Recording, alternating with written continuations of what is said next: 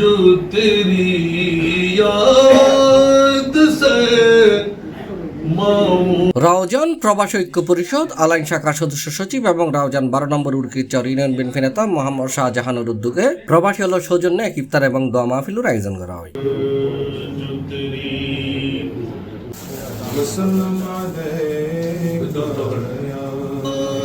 মার্চের 20 তারিখ বৃহস্পতিবার গ্রিন সিটি আলাইনুর 1 নম্বর সানায়া তার ব্যবসা প্রতিষ্ঠানত ইফতার এবং দোয়া মাহফিল অনুষ্ঠিত হয়। এটা প্রধান অতিথি হিসেবে উপস্থিত আছেন উরকিচর গাউসিয়া সুন্নিয়া মাদ্রাসার অধ্যক্ষ মাওলানা হাসান রাজা আল কাদেরী।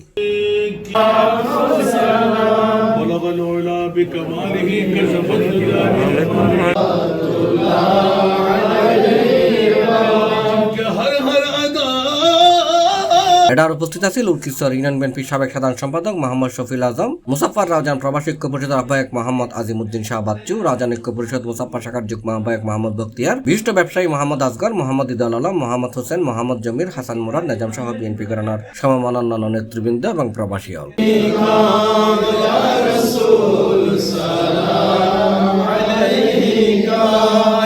অধ্যক্ষ হাসান রাজা আল কাদেরী রোজা জাকাত ফিতরার গুরুত্ব তুলে ধরে জাকাত ফিতরার কিছু অংশ তিমহানাত গরিব ফলর লাহাফর আল্লাহ দিবের আহ্বান জানাই।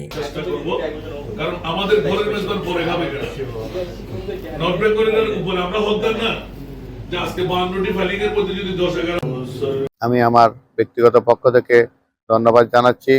বিশেষ করে আজকের আমাদের এই ইফতার পার্টি আয়োজন করেছেন আলাইন শাখার প্রবাসী ঐক্য পরিষদের সম্মানিত সদস্য সচিব মোহাম্মদ শাহজাহানকে আমার অন্তরের অন্তঃস্থ থেকে ধন্যবাদ জানাচ্ছি।